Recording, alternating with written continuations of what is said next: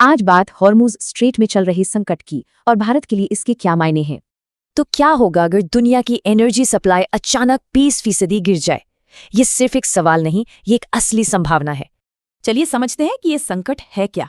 Middle east में geopolitical तनाव काफी बढ़ गया है। ईरान के रेवोल्यूशनरी गार्ड कॉर्प्स का कहना है कि वो हॉर्मुज स्ट्रेट को बंद कर रहे हैं।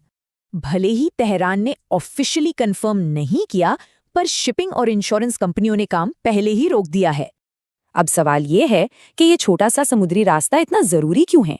इसे दुनिया की एनर्जी आर्टरी भी कहते हैं। ये स्ट्रेट ईरान और ओमान के बीच है और पर्शियन गल्फ को खुले समंदर से जोड़ने का इकलौता समुद्री रास्ता है।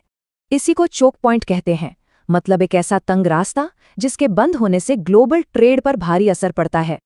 इसे ऐसे समझिए, दुनिया का करीब 20% एनर्जी ट्रेड, मतलब 5वां हिस्सा, इसी एक रास्ते से होता है।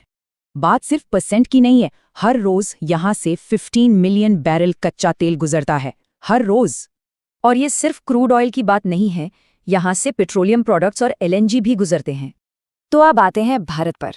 इस ग्लोबल क्राइसिस का भारत की सिक्योरिटी पर क्या असर पड़ेगा? देखिए, भारत अपने ऑयल और गैस इंपोर्ट्स के लिए बहुत हद तक इसी रास्ते पर निर्भर है। शॉर्ट टर्म में तो भारत अपने रिजर्व्स से काम चला लेगा, पर अगर संकट लंबा चला तो मुश्किलें बढ़ेंगी। तो फिर भारत के पास ऑप्शंस क्या हैं? क्या कोई स्ट्रेटेजिक प्लान है? पहला बफर तो है स्टोरेज। रिफाइनरियों के पास 10 दिन से ज्यादा का क्रूड ऑयल स्टॉक होता है।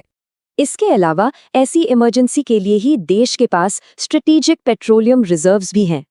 दूसरा ऑप्शन है सप्लाई डाइवर्सिफाई करना, जैसे रूस या अमेरिका से, पर यह महंगा पड़ेगा। तो आखिर में बात आती है एनर्जी सप्लाई के भविष्य की। ये संकट एक बड़ी सच्चाई सामने लाता है, वो ये कि कैसे एक छोटा सा चोक पॉइंट पूरी ग्लोबल इकोनॉमी की कमजोर नस हो सकता है। ये संकट सोचने पर मजबूर करता है, क्या इस अस्थिर दुनिया में एनर्जी डाइवर्सिफिकेशन ही नेशनल सिक्योरिटी का असली रास्ता है?